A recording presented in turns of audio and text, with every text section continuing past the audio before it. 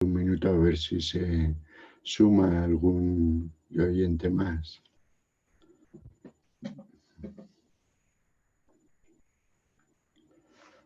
Bueno, nos quedan un par de clases. El tema de hoy es, lo he titulado El universo como gran hombre y el ser humano como pequeño universo.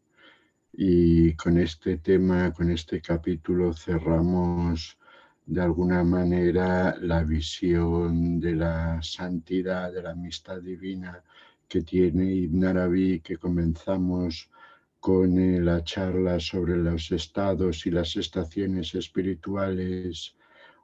No, mejor dicho, comenzamos con el viaje nocturno y la ascensión, que es la experiencia central, digamos, de los místicos sufís. Luego continuamos con los estados y estaciones del camino espiritual. Pasamos a la visión global de la santidad como un estado natural de todos los seres, exceptuando en principio los seres racionales. Luego pasamos a tratar el tema de la santidad consciente, es decir, los tipos de santos y la importancia que Ibn Arabi concede al concepto de los santos anónimos, que son los malamilla, y hoy ya concluimos este apartado, digamos, sobre la santidad y la perfección humana con el tema de hoy, que como os he dicho es el universo como gran hombre y el ser humano como pequeño universo. Entonces, Ibn Arabi, aunque es el primero en utilizar de una manera extensa el concepto de Insan al-Kamil, o sea, del ser humano perfecto, pues este concepto ya aparece en autores anteriores de una manera más o menos germinal. Sin embargo, Ibn Arabi tiene la peculiaridad de que es el autor que más, a partir del cual se desarrolla plenamente esta noción, ¿no? No obstante, como os digo, pues el concepto aparece con otros nombres, como por ejemplo siervo universal, por parte del sufí sevillano Ibn Barrayán, que es uno de los maestros que cita Ibn Arabi y del cual tiene algunas influencias. También aparece en las obras de los aristotélicos musulmanes anteriores a Ibn Arabi, pero de una manera más o menos el germen de la noción es Ibn Arabi el que desarrolla plenamente este concepto, de tal manera que también su doctrina también se conoce como la doctrina del ser humano perfecto, ¿no? Con ello quiero otra vez, aunque no quiero hacerme pesar, pero quiero otra vez deciros que el término de la doctrina, explicado a la doctrina, el calificativo de unidad de la existencia, es algo muy posterior a la doctrina, a los libros de Ibn Arabi. Él nunca utiliza esta expresión, o sea, las expresiones, los tres puntos que marcan la doctrina de Ibn Arabi son, por un lado, las teofanías, por otro lado, la creación continua y en tercer lugar, del ser humano perfecto. Entonces, Ibn Arabi lo utiliza plenamente, lo desarrolla plenamente, en primer lugar en la obra conocida como el Fusus al-Hikam, que es los engarzos de las sabidurías, donde trata a través de las enseñanzas, digamos, de 27 profetas que aparecen mayormente en el Corán, aunque hay un par de ellos que no aparecen en el Corán. Pues es aquí en este libro donde empieza a tratar en extensión el tema del Insan al-Kamil, el ser humano perfecto, ¿no? Entonces, ahí en este capítulo ya Ibn Arabi deja clara la importancia de la noción del ser humano perfecto, como el espejo a través del cual Dios se contempla a sí mismo en la creación, y dice que todo el universo en realidad es como un espejo donde Dios, el creador, se contempla en dicho espejo, pero el ser humano dentro de ese espejo, nos dice él, constituye el pulido y la claridad del espejo, que es lo que permite identificar y ver con toda precisión las imágenes que en él se proyectan. Luego, por otro lado, el concepto de Insan al-Kamil, ser humano perfecto, tiene también una peculiar etimología en la cual insiste Ibn Arabi, porque la palabra insan en árabe significa pupila. Entonces nos está diciendo que el ser humano es para Dios, nos está diciendo metafóricamente que el ser humano es para Dios lo mismo que la pupila es para el ojo. También lo denomina al ser humano vicerregente o jalifa en la tierra, también lo denomina el sello del tesoro que Dios ha esparcido a través de la creación, ha esparcido en el mundo, y también insiste mucho en que es la presencia del ser humano perfecto, del santo, digamos, no de todo, él no considera que todos los seres humanos estemos en el mismo punto evolutivo, digamos, es la presencia de este ser humano perfecto, del santo, del amigo de Dios, el que asegura, como luego veremos, más concretamente la preservación del mundo. Es decir, que si no estuviera este tipo de ser, si no estuvieran los santos en el mundo, nos ven a decir en Arabí, desaparecería tal como lo conocemos, ¿no?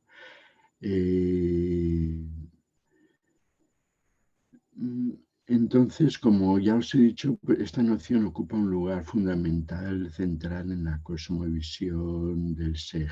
Por eso, como os he dicho antes, es uno de los nombres que ha recibido su doctrina filosófica. Entre los especialistas y estudiosos de Ibn Arabi hay un especialista egipcio de los años 50, de la década de los 50, Abu al-Afifi, que nos dice que escribe que este concepto en árabe lo remonta a la doctrina del logos que aparece en el neoplatónico Filón. Y también nos dice este autor, este estudioso de Ibn Arabi, que Ibn Arabi no solo fue el primero en exponer tal doctrina, sino que también fue el último filósofo en producir una doctrina del logos de importancia, y que los que vinieron detrás de él solo se limitaron a reproducir o a desarrollar las ideas planteadas por Ibn Arabi. Y es que la doctrina del ser humano perfecto la podemos abordar, tiene tres perspectivas diferentes, no solamente se limita a lo que sería lo que entendemos vulgarmente por ser humano, sino que tiene raíces, digamos, cósmicas, por así decirlo, y entonces él la aborda desde tres perspectivas distintas. En primer lugar, el ser humano perfecto hace referencia a la inteligencia, digamos, rectora dentro de la cosmovisión sufia, la inteligencia creadora, rectora de todo el universo. Entonces es como la luz atemporal que sirve de base a la profecía y a la santidad, ¿no? Entonces también es el potencial espiritual, también hace referencia, aparte de esta lectura cósmica del ser humano perfecto, que es anterior a la misma manifestación del ser humano en la tierra, como ahora veremos, también hace referencia al potencial espiritual que atesoramos todos los seres humanos. Entonces, en esta segunda acepción se refiere, digamos, a lo que conocemos como santidad o amistad divina, o también a lo que Ibn Arabi nos dice, a lo que se denomina el conocimiento de uno mismo que tienen algunos individuos que son los santos y los amigos de Dios en concreto, ¿no? Entonces, en la primera acepción, el ser humano es la inteligencia, el ser humano perfecto se refiere a la inteligencia que rige el cosmos. Entonces, en ese sentido, pues es equiparable a lo que en la cosmología sufí, la cosmología islámica, se denomina el primer intelecto, que es el germen, digamos, de todas las cosas existentes y a través del cual se produce la creación del universo.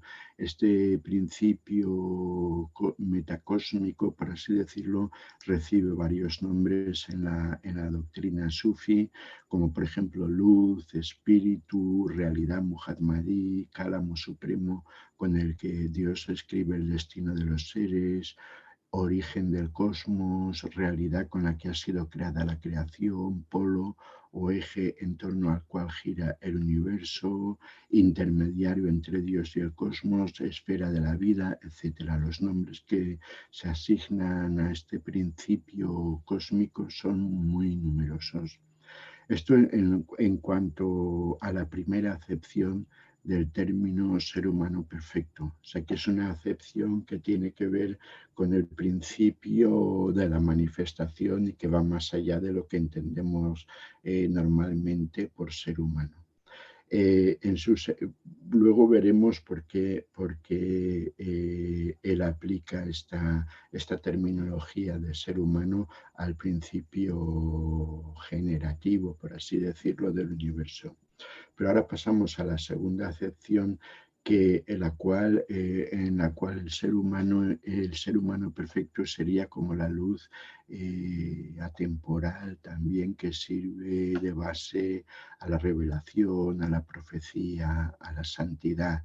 Y aquí concretamente se refiere más a lo que conocemos, a lo que en otras charlas hemos llamado la realidad muhammadí, que es el principio activo de la revelación, el verdadero profeta, también la luz espiritual que se desplaza a lo largo de las épocas y de santo en santo hasta alcanzar, digamos, su definitiva concreción histórica en Muhammad en cuanto a la profecía, ¿no? Porque sabemos que los santos hasta el final de los tiempos continúan apareciendo, ¿no? En relación con esta acepción de lo que es el ser humano perfecto, encontramos referencias también en lo que en un dicho profético del profeta Muhammad, que declara: yo soy el primer... ostras, esperad un momento que se me ha olvidado poneros el esquema. Me he lanzado.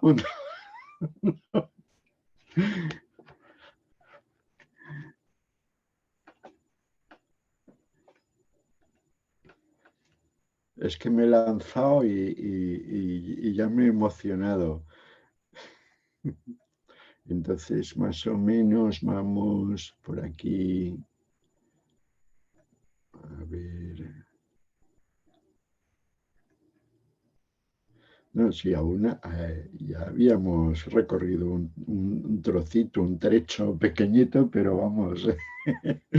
Entonces, como os decía, en cuanto a lo que podemos llamar el principio de la santidad, la luz muhammadí que se desplaza de época en época a través de los diferentes santos, como os he dicho antes, hay un dicho profético que declara y que dice así: yo soy el primer ser humano que ha sido creado y el último que ha sido enviado como profeta.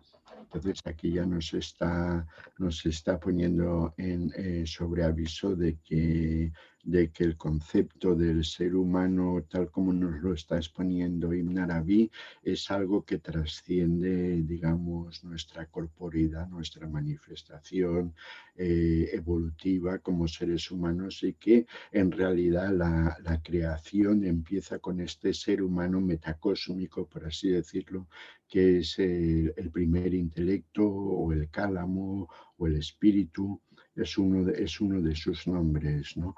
Y esto es una doctrina que no solo es peculiar del sufismo, del islam, sino que también está recogida, por ejemplo, en la tradición cristiana, como cuando Jesús proclama: antes de que Abraham fuera, yo soy. ¿No? Está diciendo que Él es un principio que va más allá de la historia, metacósmico, etcétera. Y también encontramos este mismo planteamiento en Maimónides, en la tradición hebrea. Entonces, siguiendo con el tema de la revelación muhammadí, eh, eh, sintetiza de alguna manera y ratifica todas las revelaciones anteriores, las revelaciones proféticas, y de ahí que se ha considerado Muhammad en el contexto del Islam como el sello de la profecía, lo cual no significa que en mi opinión, que los verdaderos musulmanes no acepten las revelaciones anteriores, sino todo lo contrario, porque vistos desde esta óptica, todas las enseñanzas de todos los profetas anteriores, de todos los profetas que han existido, estén dentro del Islam o no estén dentro del Islam, incluso más allá del monoteísmo, de las tradiciones hebrea o cristianas, no son, según nos dice Ibn Arabi, sino distintas enseñanzas espirituales y mensajes que son expresiones parciales, por así decirlo, de una misma verdad que se manifiesta de acuerdo a las necesidades de cada época y de cada lugar. Entonces, todo esto no serían sino las manifestaciones de una religión universal, por así decirlo, que es lo que Ibn Arabi y otros sufis consideran que es el Islam realmente. Por eso nos dice: el profeta ha recibido privilegios particulares que no han sido otorgados anteriormente a ningún otro profeta, pero ningún profeta ha recibido un privilegio que no haya sido otorgado igualmente a Muhammad. Su rango en la ciencia abarca la ciencia de todos aquellos que conocen a Dios entre los primeros y los últimos. Su ley abraza a todos los hombres sin excepción, y su misericordia, en virtud de la cual ha sido enviado, abraza a todo el universo. Su comunidad engloba a todos los seres, crean o no en él, todos los seres forman parte de ella. Esto quiere decir que la visión que tiene Ibn Arabi y otros sufís del Islam es algo mucho más universal y abarcante que las visiones que tienen algunos, ¿no? sobre esto, ¿no? Entonces, ahora pasaríamos al tercer sentido de la expresión ser humano perfecto, Insan al-Kamil, que sería pues eso, el ojo y el espejo del cosmos, y sería una acepción más antropológica del término. Entonces, desde este punto de vista, el ser humano que se ha manifestado, que está en la Tierra, es como, nos dice Ibn Arabi, que es como el primer intelecto, el espíritu universal que está en el cielo, y además está conectado con él porque la luz del primer intelecto o espíritu, la luz del espíritu mora en el interior del ser humano, y también porque la existencia es un círculo donde el principio coincide con el fin. Entonces, volviendo a la terminología, a la acepción del término humano, insan, en árabe, Este es un nombre neutro que se aplica indistintamente tanto a las mujeres como a los hombres, pero que también tiene el significado de pupila en árabe.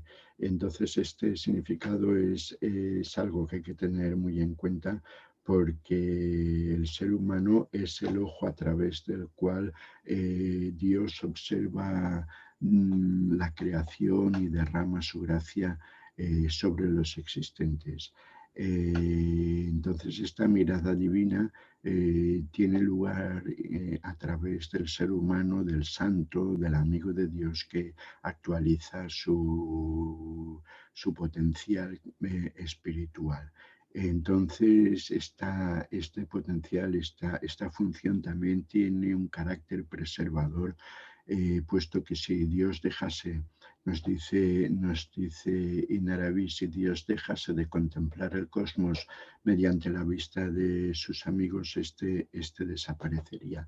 Pero además de este sentido que acabamos de explicar, hay otro sentido que ya vimos, creo, en la charla anterior, y es que el ojo, la mirada de los amigos de Dios también nos protegen digamos, del esplendor, del fulgor divino, porque si no fuese filtrado por los amigos de Dios, si Dios no fuese el esplendor divino, no fuese filtrado por estos santos, el mundo desaparecería. Entonces, lo que nos dice Inarabi en concreto es: si Dios mirase el mundo con su propia visión, el mundo sería consumido por las glorias del rostro divino. Por esa razón, el ser verdadero mira al mundo a través de la visión del ser humano perfecto, creado según su forma, que es el velo mediador entre el universo y las glorias ardientes divinas. Entonces tenemos que el ser humano perfecto filtra la mirada divina en ambas direcciones, porque no solo Dios ve el mundo a través de los ojos del santo, sino que también los seres contemplan de alguna manera a Dios a través de o por mediación de los santos. Entonces, de alguna manera, en la concepción de Inarabi, los santos garantizan, por así decirlo, la continuidad de la existencia, porque al igual que el sol, que es capaz de dar vida y de matar si nos acercamos demasiado, la fulgurante, la fulminante luminosidad divina acabaría con todos los seres, y con todo lo que existe. Por tanto, es adecuado mantenerse a una prudente distancia de esto, ¿no? Por eso nos dice de nuevo el Sej, dice: a través de él, a través de los santos, a través del santo, del amigo de Dios, Dios contempla a sus criaturas y dispensa su misericordia sobre ellas, porque Él es el ser humano transitorio y sin embargo carece de principio, es efímero y no obstante eterno, es la palabra que une y separa. El mundo subsiste en virtud de su existencia. Él es al mundo lo que el engarce a una joya, el lugar donde se imprime el sello, el símbolo con el que el rey sella sus tesoros. Esa es la razón de que haya sido llamado Jalifa, porque a través de él Dios preserva su creación, como el sello preserva sus tesoros. En tanto que el sello real permanece sin romper, nadie se atreve a abrir los tesoros sin su permiso. A ese ser humano le ha sido encomendada la salvaguardia del reino, y el mundo será preservado mientras el ser humano subsista en él. Recordáis que en la charla anterior hablamos de que Al final aparece un último santo que una vez este santo, digamos, fallece, pues la humanidad se va, desaparece, ¿no? Entonces se está refiriendo a este particular. Luego, en tanto que receptor, en tanto que acoge la luz divina, el ser humano, nos dice Ibn Arabi, también merece ser llamado microcosmos, porque de alguna manera recoge todo lo que está presente en el universo. Y también en esta tónica, Ibn Arabi denomina al ser humano pequeño universo y denomina al universo exterior, a lo que conocemos vulgarmente como el cosmos, el universo, como el gran ser humano.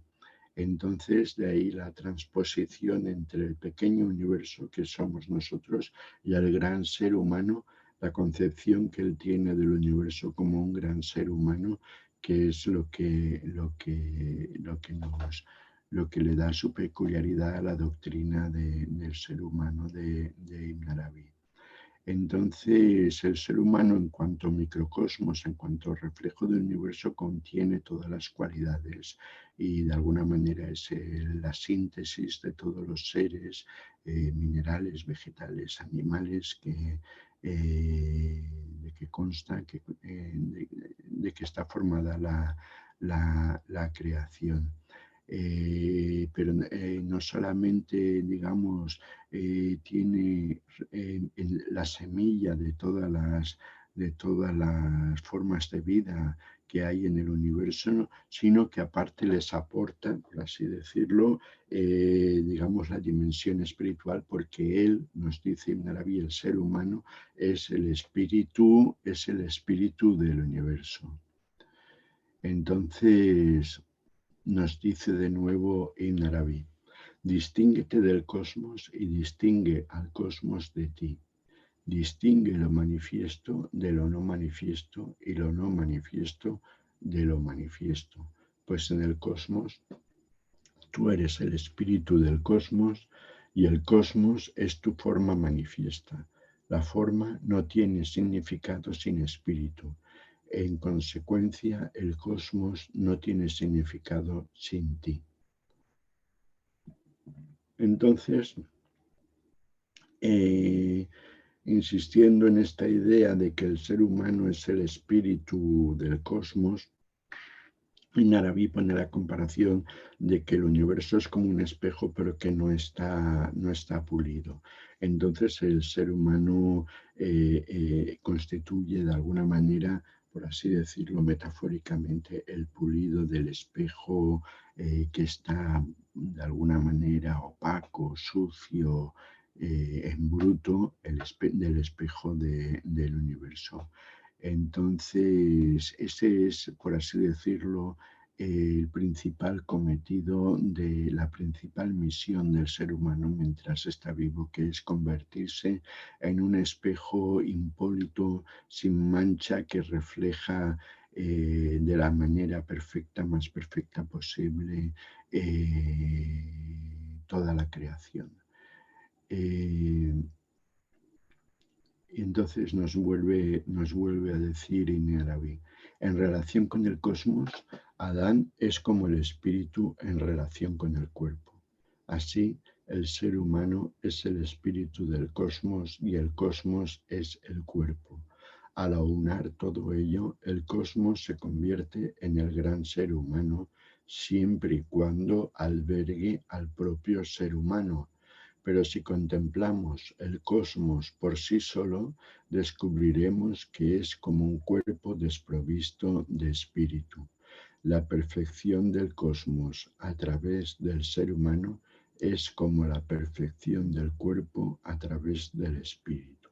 El ser humano es insuflado en el cuerpo del cosmos, por lo que representa el objetivo del cosmos. Es decir, la finalidad del cosmos es llegar a a la manifestación del ser humano dentro de la creación. Entonces, el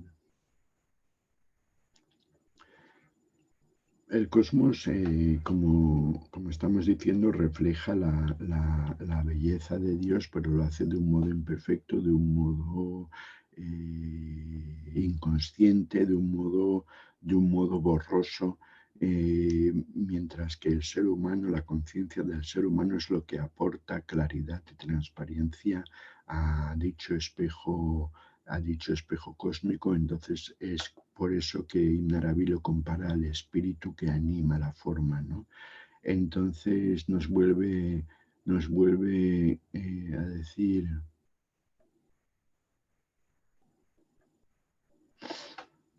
que el cosmos, el ser humano, perdón, en el cosmos es como el pulido del espejo opaco de la creación, y que si no estuviera presente en el cosmos, no brillaría con el mismo esplendor. Insistiendo en la comparación, en la metáfora de los espejos, también nos dice Ibn Arabi que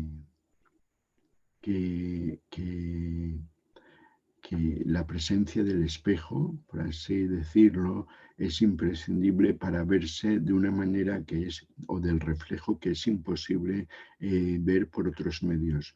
O sea, sin la presencia de este espejo, de este reflejo, habría aspectos de uno mismo que no serían visibles, perceptibles, ¿no? Entonces, por eso nos dice Ibn Arabi también, dice: la realidad quiso ver las esencias de sus más bellos nombres, por decirlo de otro modo, ver su propia esencia en un objeto todo inclusivo que abarcase la totalidad del ser, y que, cualificado por la existencia, pudiese revelarle su propio misterio, porque ver una cosa por sí misma no es lo mismo que verla en otra cosa, como por ejemplo un espejo, porque esa visión opera entonces en la forma que le confiere el soporte de su mirada. Sin la existencia de este soporte, no podría manifestarse ni aparecerse a sí misma. Entonces vemos que Ibn Arabi concede mucha importancia a este tipo de percepción especular, para que de alguna manera la creación esté completa. Entonces, abundando en esta idea de los espejos, nos dice también Ibn Arabi que el ser humano emite, por así decirlo, tal como ocurre en un espejo real, un reflejo invertido de lo que es la imagen divina, y que tan solo después de la muerte esta inversión desaparece, por así decirlo. Y entonces no insiste en Arabi que lo invisible pasa a ser visible al tiempo que lo manifiesto se torna oculto, que es la situación contraria de lo que vivimos mientras estamos vivos. Entonces dice: en ese sentido, el ser humano es como un espejo. Cuando alzas tu mano derecha al contemplar tu figura en el espejo, tu figura en el espejo alza su mano izquierda. Por lo tanto, tu mano derecha es su mano izquierda y tu mano izquierda es su mano derecha. De aquí, oh criatura, que tu dimensión manifiesta sea la forma de su nombre, el no manifiesto, que mientras que tu dimensión no manifiesta es su nombre, el manifiesto. En esa frase yo creo que ya nos podemos tirar meditando un largo tiempo. Entonces, también abundando en la idea de la santidad, de la humanidad, etcétera, ¿no? Debemos tener en cuenta, traer a colación, Ibn Arabi lo hace muchas veces, un dicho profético que dice que Dios creó a Adán según Adán, el Adán primordial, el ser humano primordial, según su forma, es decir, según la forma divina, ¿no? Entonces, esto significa para Ibn Arabi que el ser humano ha sido creado de acuerdo a la globalidad, por así decirlo, de la realidad divina y que contiene tanto los nombres de misericordia como los nombres de rigor o de ira, y que es el único ser en toda la creación, incluidos ángeles, animales, todo, es el único ser que ha sido creado de acuerdo a ambos tipos de nombres. Entonces, de ahí que lo considere como un ser integral, ¿no? Entonces, esto en el Corán está recogido en la historia que nos dice que Dios enseñó a Adán la totalidad de los nombres. Y que los mismos ángeles, al ser preguntados al respecto, no supieron dar razón de todos los nombres al completo, porque los ángeles y otras entidades espirituales únicamente perciben a Dios como una realidad que es excelsa y trascendente, que no tiene ninguna relación con el mundo ni con el universo fenoménico. En cambio, el ser humano lo conoce en todas sus dimensiones a través de todos los nombres divinos, tanto en su dimensión invisible como visible, puesto que él mismo congrega en su propia naturaleza la realidad y apariencia, interior y exterior, ocultamiento y manifestación, cielo y tierra, etcétera. El resto de los seres del cosmos están limitados a un tipo de realidad. Sin embargo, el ser humano es una criatura, por así decirlo, ambigua y extraña, que es capaz de lo más excelso y de lo más sórdido al mismo tiempo, y que por eso también es causa de disputa, en un principio es causa de disputa entre los ángeles. Cuando Dios les pide a los ángeles, una vez ha creado al ser humano, una vez lo ha creado, dice a todos los ángeles: postraos ante él. Esto está recogido en el Corán, y es ahí cuando Iblis, Saitán, se niega a postrarse ante el ser humano, porque dice: hombre, ¿cómo me voy a postrar ante un elemento que va a derramar sangre y que va a hacer esto y que va a cometer todo tipo de maldades? Pero entonces, en ese momento, Dios, según el Corán, dice: yo sé lo que vosotros no sabéis, o sea, así que os ordeno que os postréis ante el ser humano, porque la postración, digamos, ante Dios es fácil, pero postrarse ante el ser humano es muy difícil, por un montón de cosas que sabemos. ¿No? Y en cambio esta es la gran prueba, digamos, para los ángeles. Entonces, de ahí la división cosmológica entre los ángeles rebeldes, que no se quieren postrar ante esa criatura contradictoria que es el ser humano, y los ángeles que sí que aceptan la orden divina. Porque por un lado Dios dice que no hay que postrarse sino ante Él, ante Dios. Y por otro lado, les pone, por así decirlo, a los ángeles una prueba de confianza y de fe, al decirles, al ordenarles que se postren ante este ser extraño que acaba de crear, ¿no?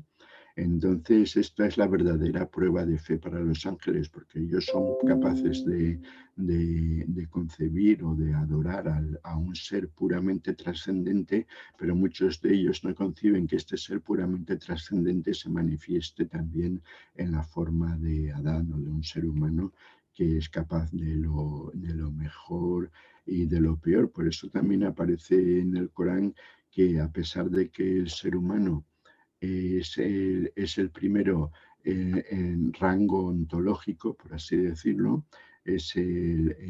también es colocado el último en el orden de manifestación, porque es el último que es creado. Entonces, por eso nos dice el Corán. Hemos creado al hombre dándole la mejor complexión.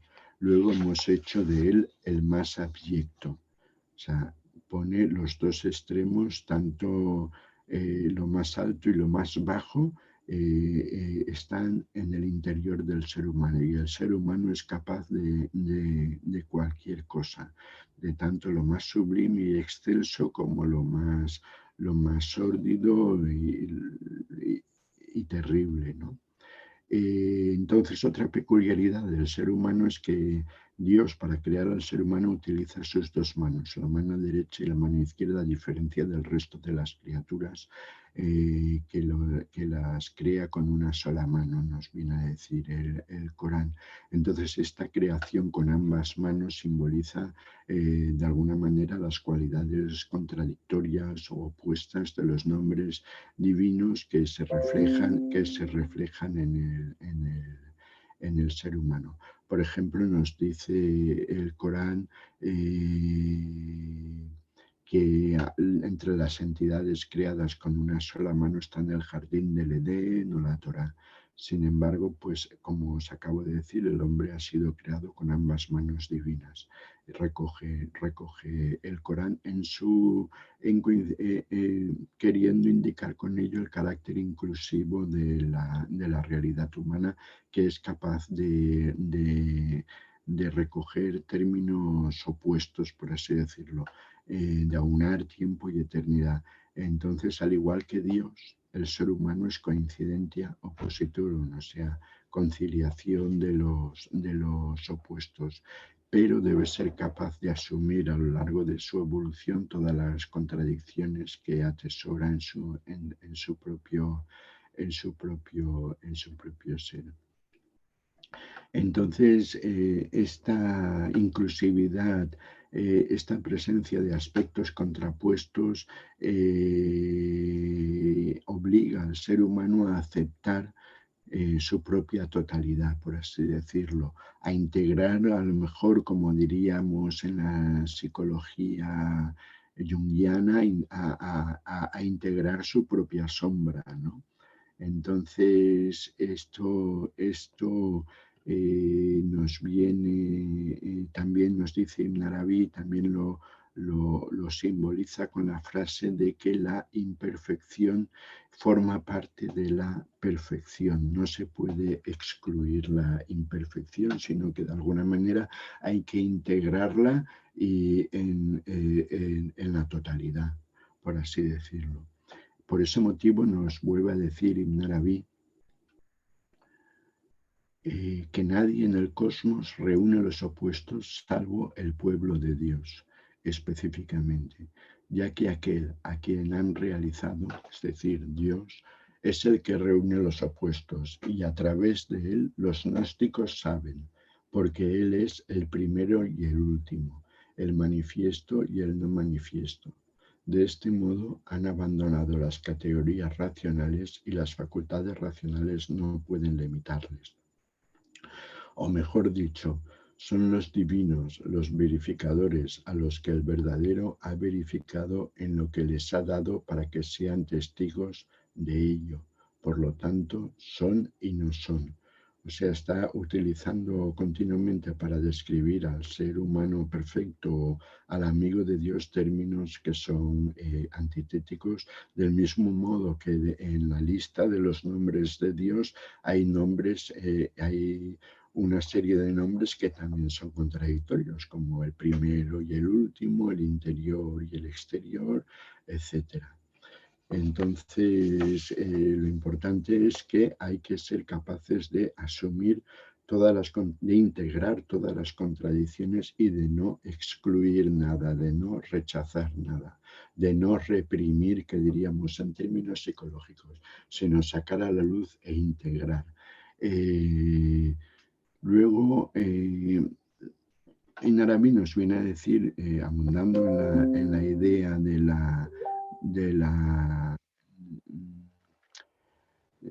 la forma de Dios, me está molestando esto, y si quito el sonido me parece que... Perdonad un momento, no sé si lo oís, pero es que hay algo...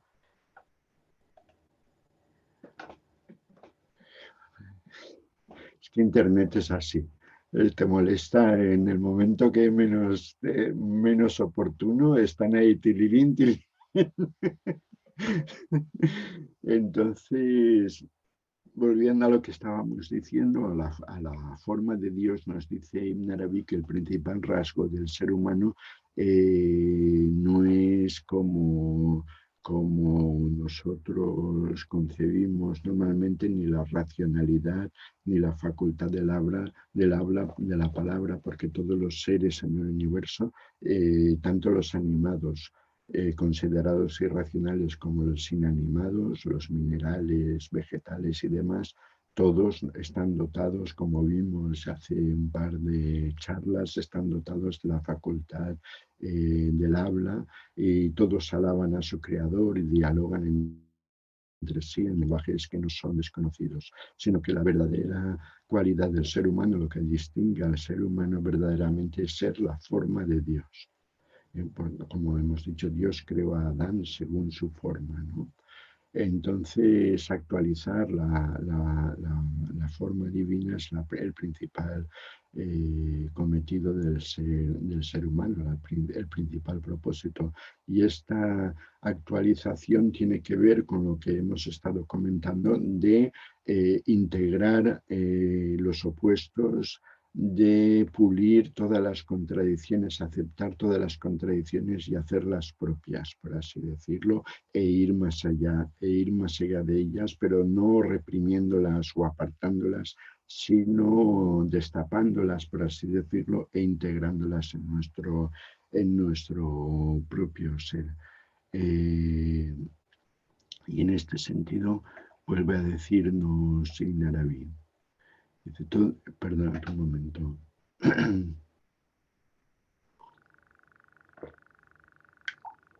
Todo el mundo, nos dice Ibn Arabi, coincide en que la más perfecta configuración que el divino manifiesta entre las cosas existentes es el ser humano, porque el ser humano perfecto arribó a la existencia según la forma, pero no el hombre animal. La perfección pertenece a la forma, aunque no necesita que sea más excelente a los ojos de Dios. Él es el más perfecto porque reúne en sí mismo a todas las cosas, abundando en lo que os acabo de decir sobre la integración de los opuestos y de las cualidades que nos parecen contradictorias, ¿no? Entonces, este reunir en uno mismo todas las cosas también hace que el ser humano sea llamado, el ser humano perfecto sea llamado el ser humano universal. Y nos dice de él, Ibn Arabi, que él es capaz de conocerse, es el único de todos los seres que es capaz de conocerse a sí mismo.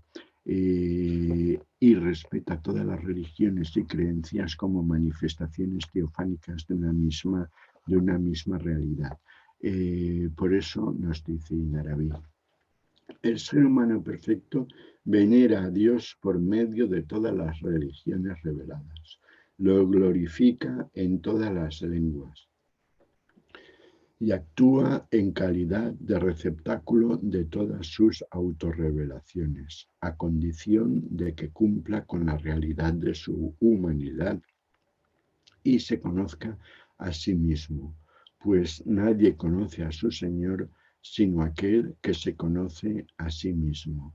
Si cualquier cosa le impide percibir su propia totalidad, habrá cometido una falta contra sí mismo y no será un ser humano perfecto. O sea, la percepción, la integración de la totalidad del ser humano, tanto los aspectos que nos parecen positivos como aquellos aspectos que de entrada nos resultan negativos, tanto los nombres de misericordia como los de rigor, tanto las experiencias que nos resultan placenteras o que nos abocan a la felicidad, como las experiencias que nos parecen dolorosas y de alguna manera rechazables. O otra de las cualidades de este ser humano perfecto, que creo que hablamos de ello en la segunda charla al hablar del Corán, es que es un Corán viviente. Y es un Corán viviente porque, al igual que el libro sagrado, pues es el intermediario es un intermediario entre Dios y la creación. Por eso nos dice muchas veces en sus escritos en árabe que los amantes perfectos son los portadores del Corán. Y también cuando le preguntaban a Isa, la esposa más joven del profeta, sobre el carácter de Muhammad, decía que su carácter los rasgos de su carácter eran dignos del Corán. Otras veces se dice que es el profeta, es el Corán, también se traduce esta frase. Entonces, volvemos a la idea de inclusividad, de totalidad, o sea, el hecho de que el ser humano y el libro sagrado, el Corán, el ser humano perfecto y el cosmos a su vez sean equiparables, pues tiene que ver con la inclusividad, con que incluyen todos los aspectos de la existencia, tanto los aspectos relacionados con la misericordia, como los relacionados con la ira y el rigor y con las cualidades que nos resultan menos atractivas. Entonces, por un lado, el Corán es un universo escrito y el universo es un libro viviente, por así decirlo. Y entonces es el ser humano perfecto, el santo, el amigo de Dios, el que interpreta, el que sabe leer en ambos libros, por así decirlo. Entonces, como os he señalado antes, el ser humano perfecto no solamente se refiere a los santos y a los seres humanos que realizan todo su potencial espiritual aquí en la tierra, sino también a un principio cósmico, y este principio es uno de los símbolos más importantes del mundo antiguo, que no solamente está presente en la doctrina de Ibn Arabi, sino que aparece en muchas doctrinas, muchas religiones y en muchos momentos históricos y en lugares diferentes del planeta, ¿no? Entonces, por un lado, lo que se dice normalmente, lo que nos dicen normalmente las tradiciones espirituales, es que el ser humano ha sido creado a imagen y semejanza de Dios, ¿no? Esto está claro. Pero a esto debemos añadir, por lo que ya venimos sugiriendo, de que el ser humano también es un principio cósmico en la cosmovisión de Ibn Arabi, que el mundo, el universo, es creado a imagen de este ser humano primordial, que contiene dentro de sí todas las realidades que es posible localizar en el universo, desde ángeles y demonios hasta estrellas, mares, minerales, animales, etc. Y como os digo, aunque parezca paradójico esto de que el universo es creado a imagen del ser humano, es algo que aparece en muchas tradiciones espirituales del planeta, tanto monoteístas como de otra índole, por así decirlo. Entonces, muchas tradiciones antiguas se habla de lo que se conoce como el macrantropo, es decir, el gran hombre, y se considera que el universo, como hemos señalado al principio, pues es como un gran hombre. Entonces, cada parte de las que está constituido el cosmos, estas tradiciones espirituales las hacen corresponder con las diferentes partes o miembros de este gran hombre primordial. Entonces, por ejemplo, los Vedas de la tradición hindú, dicen que este Macrantropos, este gran ser humano universal, por así decirlo, es el principio que infunde, que proyecta su vida, el que da vida a todas las cosas. Entonces hay un texto, por ejemplo, que el Purusha Sukta, en el Rig Veda, que es uno de los 4 Vedas, dice que el cosmos es un hombre, es un ser humano de proporciones descomunales.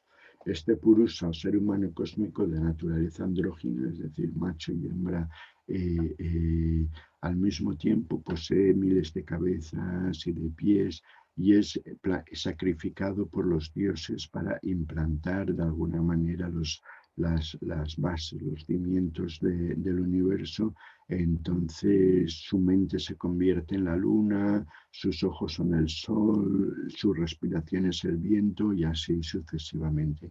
También en el hinduismo las 4 famosas castas tradicionales también dimanan de las distintas partes de este gran ser humano cósmico, el macrantropo primigenio.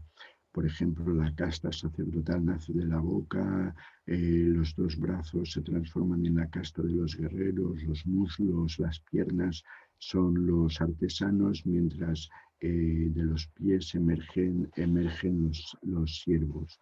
Entonces las Upanishads, que también son unos textos sagrados dentro de la tradición hinduista, este ser macrocósmico está infinitamente lejos, pero también está alojado en el interior, en lo más íntimo del interior del ser humano. Y hay un Upanishad, la Chandoya Upanishad, que nos dice a este respecto: existe esta ciudad de Brahma, el cuerpo humano, y en su interior hay un pequeño santuario en forma de loto, dentro del cual puede encontrarse un pequeño espacio. Este pequeño lugar en el interior del corazón es tan inmenso como el vasto universo. Los cielos y la tierra están allí, y todo lo que ahora es y lo que todavía no es, todo eso está contenido en su interior. Por otra parte, también en la filosofía clásica grecorromana, como por ejemplo en Plutarco, es que tengo 2 ventanas y no he cerrado las 2 ahora. Si no, suenan interrupciones. Entonces, también nos habla del Macrantropos, del gran hombre, que es el prototipo del mundo, del cual nos dice que el sol reside en su corazón, y la luna es su mensajero y está ubicada entre el corazón y su vientre. En la tradición gnóstica también encontramos la misma idea de este hombre primordial a partir del cual ha sido creado todo el universo, cuyos distintos miembros proporcionan las distintas partes del universo. Entonces, por ejemplo, los gnósticos interpretan el célebre versículo del Génesis que nos dice, cuando dice el versículo: hagamos al hombre a nuestra imagen y semejanza, que el primer hombre, nos dicen los gnósticos, que este primer hombre terrenal fue creado según el modelo de este Adán cósmico residente en los cielos. Entonces, también hay otros textos como el Evangelio de Juan, también de los gnósticos, que también dice explícitamente que este antropos o macarantropos es la primera creación del conocimiento y del intelecto perfecto y la luz original de los cielos. Y que constituye el modelo según el cual el demiurgo, que es lo que ellos llaman demiurgo al Dios creador, este Dios creador crea el universo de acuerdo al modelo de este ser humano perfecto, por así decirlo, ¿no?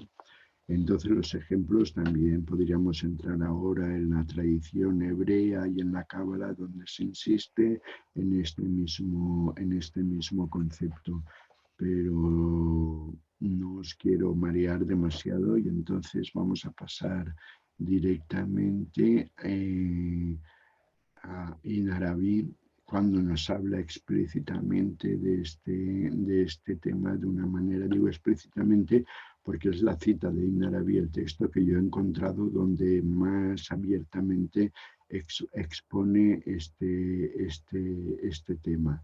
Esta cita procede de las iluminaciones de la Meca, de las Futuhat al-Maquiyya, está en el primer capítulo.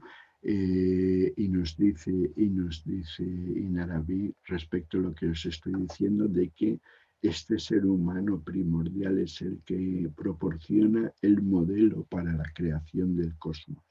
Es el primero y también es el último. El último es el ser humano terrenal, por así decirlo, y el primero es el ser humano primordial. Entonces nos dice Ibn Arabi: Dios exaltado sea, con su esencia que está por encima de cualquier semejanza, y con sus dos manos aisló a Adán y sus dos parientes, los elementos corporales del agua y el barro. Instituyó la constitución de su naturaleza corporal, igualándola sobre dos partes: la igualación respecto a la consumación de su fin terrenal y respecto a la recepción de su eternidad sin fin. Dispuso como residencia propia de esta entidad el punto central de la esfera de la existencia y ocultó tal peculiaridad. Luego advirtió sobre ello a sus servidores con el dicho: Dios exaltado sea, es quien ha levantado los cielos sin necesidad de pilares que se vean. Esto está recogido en el Corán. Entonces fue transferido el hombre al barzaj de la residencia de la vida. Hendió la cúpula del firmamento y se disgregó en ella, produciendo una ignición de fuego fluido como la grasa. Quien comprende las verdades de las asignaciones conoce las alusiones sutiles que hemos mencionado y sabe sin duda que la cúpula no existe sin pilar, como no hay un padre sin que exista un hijo. Luego, el pilar es el concepto que hay que captar. El hombre no rehuyó ser tal pilar. Así, pues, le fue confiado el poder de reinar. A continuación, Dios extrajo del primer padre las luces de los polos, como los soles que viajan en las luces de las esferas espirituales, e hizo salir las luces de los nobles como estrellas que transitan las esferas de los favores sobrenaturales. Fijó los cuatro pilares en los cuatro ángulos. Por ellos son preservados los dos géneros de seres pesados o grávidos, hombres, que se refiere a hombres y genios, yin, y se hace estable el oscilar de la tierra y su movimiento. Esta se aposentó, se embelleció con el brillo de sus flores y la túnica de las plantas y exteriorizó sus bendiciones. Se alegraron las miradas de las criaturas ante su espléndido aspecto. Sus olfatos inhalaron perfumes y sus paladares sabores deliciosos. Luego, por un mandato sabio y conocedor, fueron enviados los 7 sustitutos como reyes sobre los 7 climas, un sustituto por cada clima. Fueron instituidos como visires del polo los 2 imanes, poniéndolos como custodios de sendas riendas. Entonces, de esta larga cita que os acabo de leer, hay varias cosas que hay que tomar en consideración.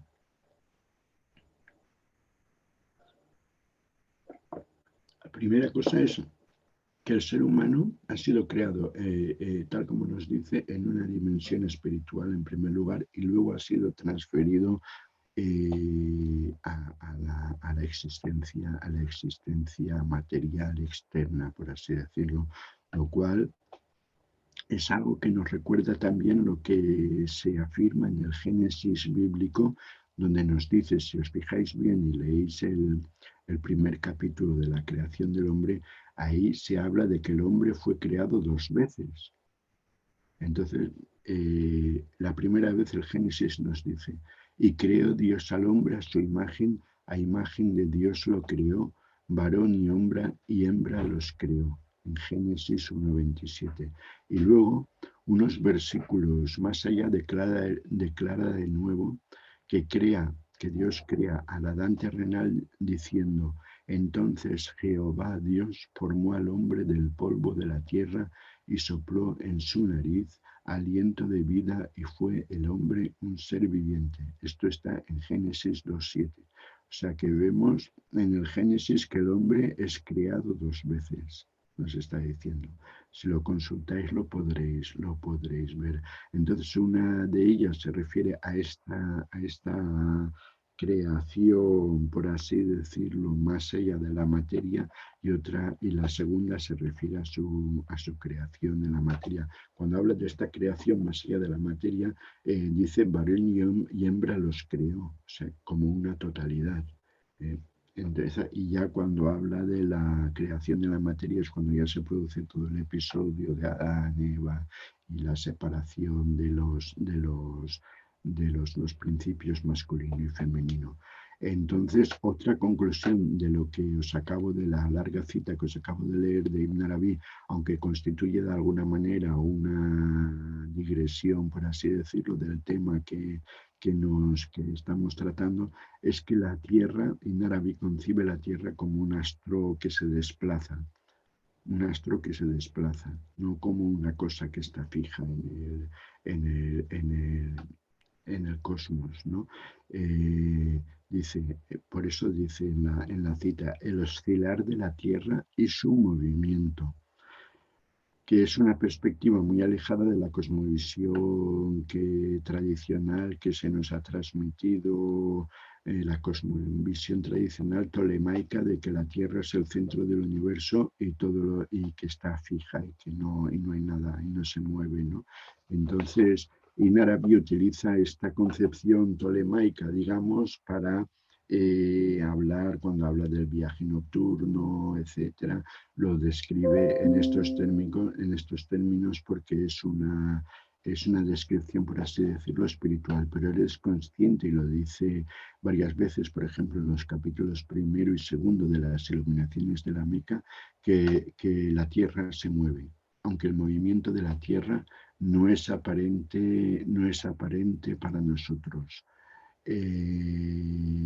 Y se produce además en torno a su centro porque la Tierra nos dice específicamente, abiertamente, es una esfera. Y añade que si no percibimos este movimiento tanto de la Tierra como de las estrellas es porque todos se están moviendo simultáneamente. O sea que es una visión ya en el siglo XII-XIII bastante alejada de la idea que se nos ha transmitido de que desde los griegos se sabe que la Tierra es redonda. Entonces, bueno, y Narabi nos lo está diciendo, que la Tierra es una esfera, igual que muchos sabios lo conocían. Y entonces la tercera conclusión de la cita que os acabo de leer, y que quizás es la más importante desde el punto de vista de lo que estamos tratando, es que los amigos de Dios, los santos, por así decirlo, no están hechos a imagen del ser humano, no está hecho a imagen del universo, el ser humano perfecto, este ser que es la forma de Dios, sino que es el universo el que está hecho a imagen de este ser humano perfecto, que estaría representado, simbolizado por por los amigos de Dios y los santos. Entonces, el cosmos desde el principio posee una estructura santificada, por así decirlo, y parte de la santidad de este primer intelecto, de este polo, por así decirlo. Y entonces, como que la santidad es la condición sine qua non para la existencia de todo lo que se manifiesta. Nos viene a decir Ibn Arabi que tanto el polo como los dos imames, como los siete abdal y las diferentes categorías de la santidad son la estructura sobre la que se asienta el cosmos, ¿no? Y que luego los santos que encontramos en la historia, en la existencia terrenal, por así decirlo, son un reflejo de esta estructura metacósmica, por así decirlo, y por eso nos dice Ibn Arabi en la cita: a continuación Dios extrajo del primer padre las luces de los polos y habla sucesivamente los dos imames y los siete abdal, etcétera, ¿no? Entonces, esto es una idea que tenemos que tener muy clara en cuanto a la importancia extrema que concede Ibn Arabi a lo que es la estructura de la santidad, de tal manera que viene a condicionar, que viene a ser el elemento sine qua non, el elemento principal del cosmos y de la presencia del cosmos, ¿no? Y asimismo la homología, la identificación entre el cosmos y el ser humano aparece muy claramente en el Fusus, en los engarces de la sabiduría que hemos nombrado al principio, y nos dice en este capítulo, en el primer capítulo de este libro, nos dice Ibn Arabi: la realidad dio existencia a la totalidad del cosmos al principio como una cosa indiferenciada, carente de espíritu, de manera que era como un espejo sin pulir. Pero es la naturaleza de la divina determinación que no establece una localización excepto para recibir un espíritu divino, o tal como se dice en el Corán, la respiración en él. Se refiere al aliento del misericordioso que es insuflado en los seres para que cobren vida. Entonces, de ese modo, la orden divina requería por su misma naturaleza la cualidad reflexiva del espejo del cosmos. Y Adán era el mismo principio de reflexión de ese espejo y el espíritu de esa forma, mientras que los ángeles solo eran ciertas facultades de esa forma, que era la forma del cosmos, llamada, según la terminología de los compañeros, el gran hombre. Vuelve a hablarnos de la inclusividad del ser humano, que representa todas las facultades presentes en el cosmos, mientras que los ángeles solamente representan algunas cualidades de algunas facultades del cosmos, pero no tienen esta naturaleza inclusiva que tiene el ser humano. Y entonces, por eso también nos dice Ibn Arabi que los ángeles representan distintas facultades del cosmos o del gran ser humano. Entonces nos escribe, en relación con el universo, los ángeles son comparables a las facultades físicas y psicológicas en la configuración humana. Cada una de estas facultades o poderes cósmicos está velado respecto al conocimiento de la totalidad por su propio ser, estando limitado por su individualidad relativa, de manera que no puede conocer nada que la sobrepase. O sea, los ángeles están limitados por su misma constitución, pero a diferencia de ellos, el ser humano es capaz de acceder a un tipo de conocimiento y de realización que es inasequible incluso para los mismos ángeles. Entonces, volviendo al tema de la postración que Dios ordena a los ángeles ante el ser humano, Dios no les pide a los ángeles que se postren ante el ser humano hasta que no ha insuflado el espíritu muhammadí que se dice en la tradición, el aliento del todo misericordioso, hasta que no lo ha insuflado en esa forma, ¿no? Porque ese espíritu es en realidad la quinta esencia del ser humano perfecto, lo que lo simboliza plenamente y lo que hace que Adán esté completo y se pueda decir de él que contiene todas las realidades del cosmos. Entonces lo que quiero que nos quede muy claro es la idea de que la primera manifestación, creación de Dios en el cosmos es este ser humano perfecto, y que este ser humano perfecto es el arquetipo de la santidad, de la amistad divina, y que luego la creación se desarrolla a partir de este ser humano primordial. Hay una tradición profética que nos dice: Jabir, hijo de Yazid, narró lo siguiente: Abu Jafar me dijo, oh Jabir, los primeros a los que Dios crió fueron Muhammad y su descendencia. Ellos son los guías y los guiados. Eran apariciones de luz ante Dios. Me está diciendo que antes de que fuera creada ninguna otra cosa, Dios creó a los santos. Muhammad y su descendencia se refiere a los santos, a todos los santos y a todos los profetas. Entonces yo creo que con esto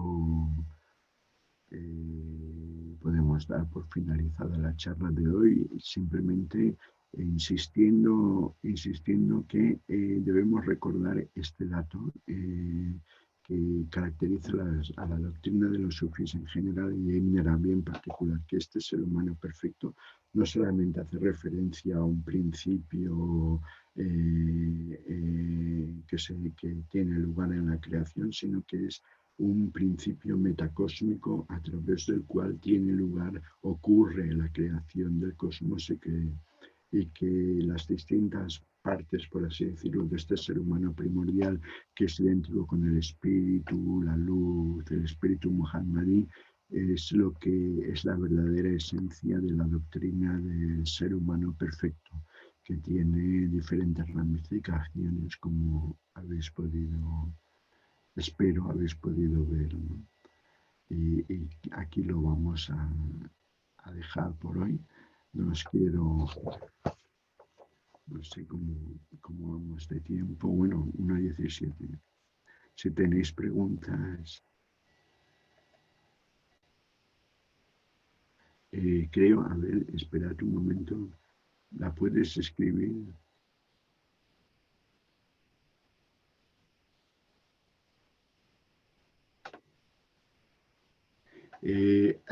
Perdonad un momento, es que ahora veo, dice, si se oye algo que está interfiriendo. ¿Se ha oído bien? ¿Se ha escuchado bien?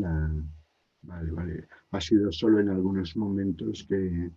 Pero la forma, Abdullah pregunta qué es la forma humana según Ibn Arabi.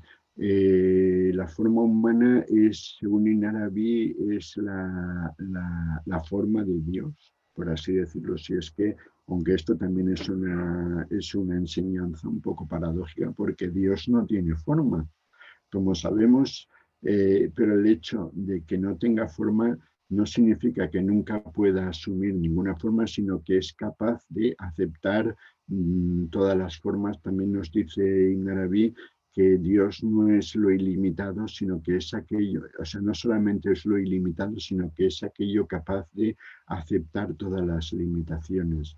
Entonces, la forma humana de alguna manera responde a esta falta de límites, a esta ausencia de límites, a esta capacidad de asumir todos los límites.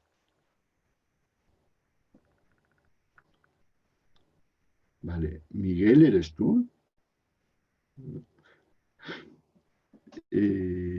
Parece como que quiere preguntar algo, pero no ha terminado de escribirlo. Ahora sale. Buenas noches. Por favor, me gustaría preguntarle sobre 2 temas de clases pasadas. Uno se trata del concepto de icteidad, ayanta habitá, si tiene alguna relación con lo que se dice encuentro con el ángel en la obra de Henry Corbin o no tiene nada que ver. Henry Corbin habla de este concepto, lo que pasa es que no sé a qué concepto de la obra del encuentro con el ángel te refieres en concreto. Eh, en el libro que él tiene sobre Ibn Arabi, un libro muy importante, sí que habla ampliamente de este concepto. Ahora, El encuentro con el ángel es otro libro también muy importante de él, que va sobre un místico persa que se llamaba Sohrawardi, y no sé a qué te refieres en concreto, porque dices, ¿tiene alguna relación con lo que se dice en encuentro con el ángel? Vale, vale. Mm, No me parece que tenga una relación directa con lo que sería como concepto general. Es que Ibn Arabi, perdón, Henry Corbin tiene una obra que se llama El encuentro con el ángel, y de ahí que me haya ido por los cerros de Úbeda. Creo que se está refiriendo la persona que está preguntando así al concepto de exeidad eterna tiene alguna relación con un encuentro en un sentido general con el ángel. Y yo desde mi punto de vista no me parece que lo tenga. La exeidad eterna es lo que llama Corbin. Exeidad eterna es la manera en que existimos, por así decirlo, porque la existencia sería una cualidad posterior desde toda la eternidad, o tal como Dios nos conoce primordialmente.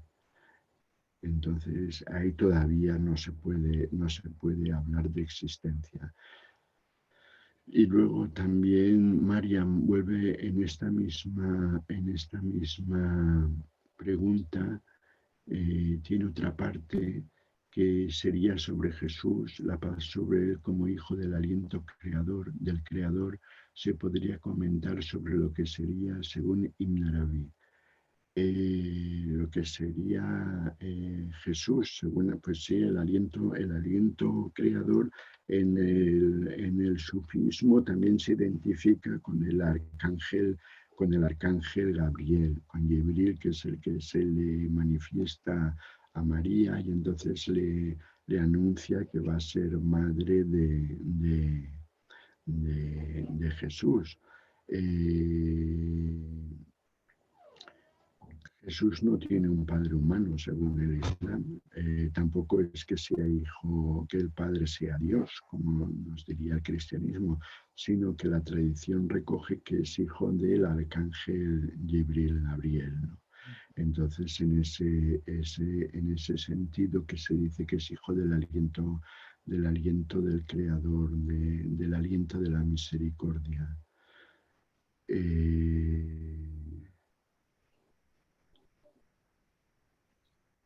Y luego me dice aquí algo personal que no entiendo muy bien. Lo vi en estudios en portugués en Brasil. Estudios en portugués. Me ha visto, dice la persona, Mariam. Pero debe referirse a algo quizá que estuve el sábado pasado. Hay ocurriendo una serie de conferencias sobre sufismo, pero son desde México, me parece, y de la orden Yerraji del sufismo. Entonces no sé si se está refiriendo a esto, María. Salam, Vale. Fernando, Dime. buena noche. Perdón, sin las gafas se me ha ido a hacer Da una pregunta, igual. se me ha ido el dedo mejor hablada.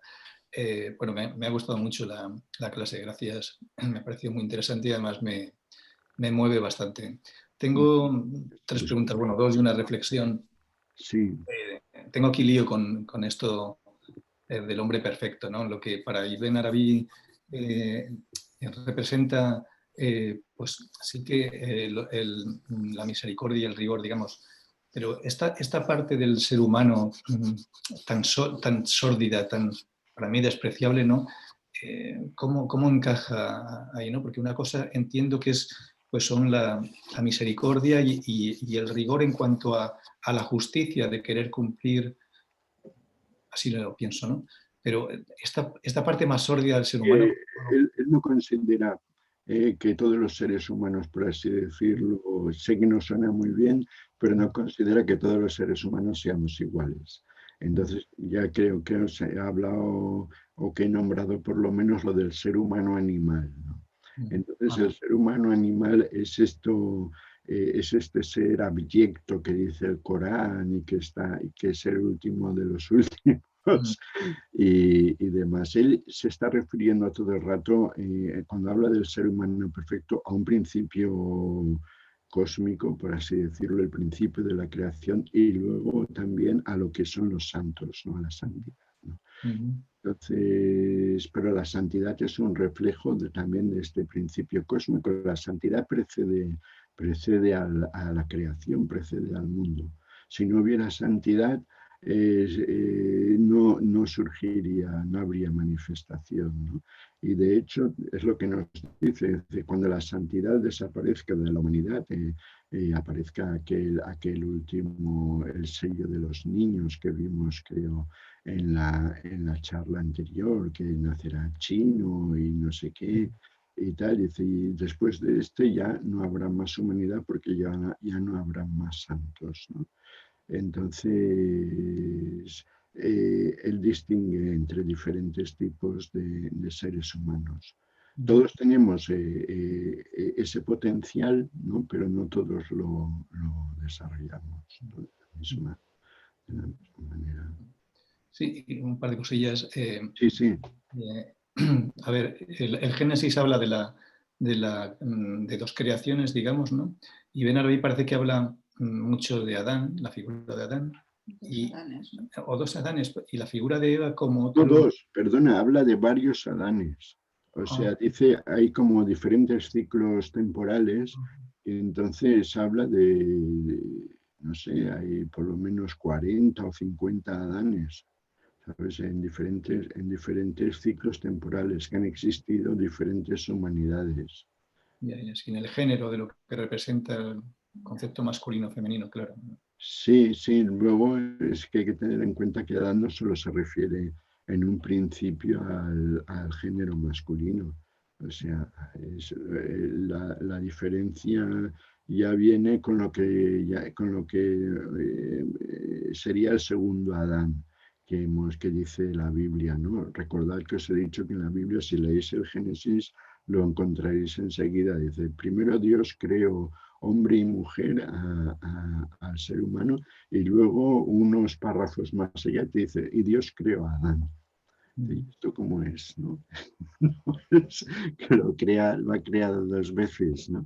Es una cosa curiosa, ¿no? Porque yo lo interpreto como que se refiere a diferentes estratos del ser, ¿no? O sea, lo ha creado en una dimensión sutil, por así decirlo, en una dimensión donde estaba todo unido, el hombre y la mujer, el principio femenino y el masculino, y luego ya pues viene todo lo demás, ¿no? La segunda creación, por así decirlo. Y la creación del profeta Muhammad, la paz con él, y sus descendientes. Sí. Habla de sus descendientes y los ascendientes, podría ser el profeta Abraham, Jesús. No, cuando habla del profeta Muhammad, en la cita está larga que os he dicho de Ibn Arabi, se refiere al profeta Muhammad como un principio cósmico. La luz muhammadí lo llama, ¿no? Entonces los descendientes son todos los santos. No solamente, la familia de Muhammad son los santos, son los amigos de Dios, no solamente su familia carnal. O sea, Ibn Arabi cuando está hablando la mayor parte de las veces, y otros santos sufís, cuando hablan de la familia del profeta, se refieren a la familia de los amigos de Dios, de los santos, ¿no? Y también muchas veces cuando hablan del profeta se refieren a un profeta a la luz de la profecía, o sea, el primer intelecto que os he dicho, que es uno de los nombres, el cálamo, es uno de los nombres o de los muchos nombres que se dan a este principio, ¿no? Luego, por supuesto, también existe el profeta en su manifestación terrestre y demás, ¿no? Y entonces ahí pues cuando se habla de la familia, pues obviamente Muhammad tuvo una extensa familia y demás, ¿no? Pero la familia del profeta en un sentido espiritual son los santos, los amigos de Dios, que se dice, el wali, ¿no? Que se dice en el sufismo. Todo, cualquier santo, de nada, cualquier santo pues, es familia del profeta. De hecho, todos somos familia del profeta. Mashallah. Pienso, yo creo que, y vamos, y Naravi lo sugiere muchas veces, ¿no? Somos familiares más o menos lejanos o cercanos, pero somos todos familia. Hola, Fernando. ¿Y los 7 pilares que sostienen esa cúpula? Sí, son tipos de santos. Los 4 pilares, recordar que cuando hablábamos en el capítulo, en la charla anterior de la santidad de los diferentes tipos de santos, están los 2 imanes y los 4 pilares. Los 4 pilares se refiere, son los santos, digamos, más elevados después de Muhammad, aunque Muhammad es uno de los 4, de los 4 pilares, ¿no? Y luego está Idris,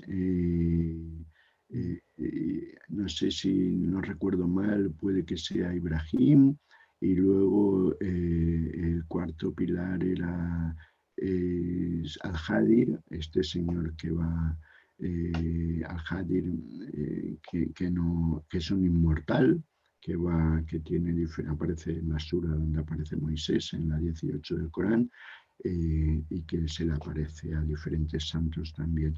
Pero estos digamos, son los principios universales, porque luego estos lugares, estos rangos de la santidad van siendo ocupados por diferentes santos a lo largo de la historia, ¿no? De una manera simbólica, por así decirlo, pues están representados por los cuatro profetas principales. Uno de ellos es Muhammad, que aparte de ser un pilar, es el polo también, ¿no? Me habéis cambiado de sitio en la pantalla, no sé por qué. No sé, se ha cambiado vuestra imagen, de pronto estabais en la derecha y él sabéis. Entonces, es un tema muy, muy vasto y es el tema más importante de Ibn Arabi, ¿no?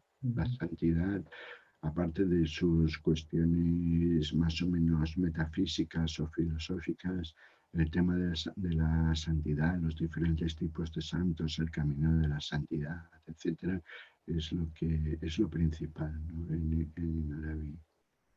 Perdonad, a ver.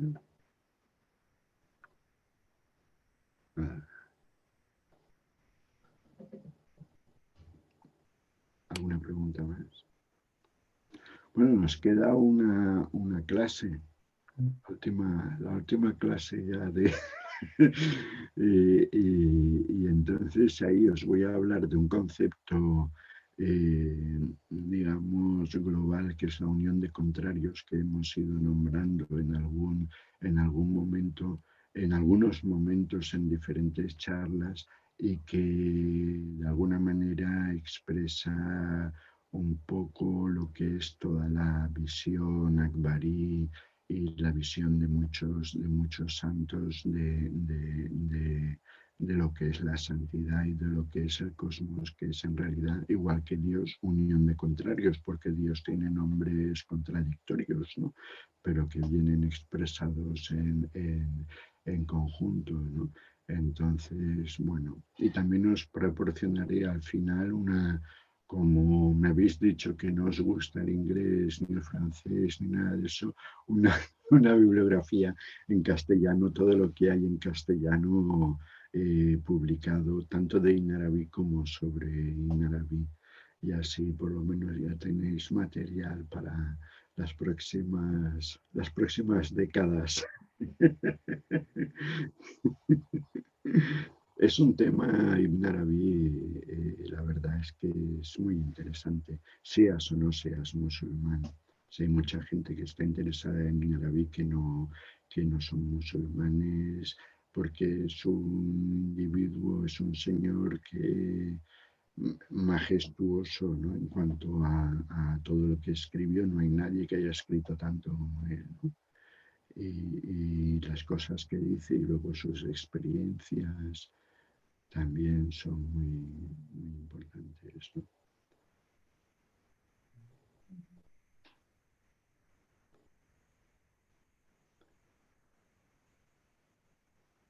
Ya me están despidiendo. Entonces me despido yo también de vosotros. Nada, que lo paséis bien y hasta dentro de 15 días que ya cerraremos el ciclo. Y espero que os haya despertado el gusanillo para que sigáis investigando y leyendo cosas de Ibn Arabi. Ya os digo que os pasaré una bibliografía de los libros que hay en castellano sobre Ibn Arabi, que hay algunos, y con eso ya se puede echar a volar, ¿no? Buenas noches, salam aleikum. Buenas noches.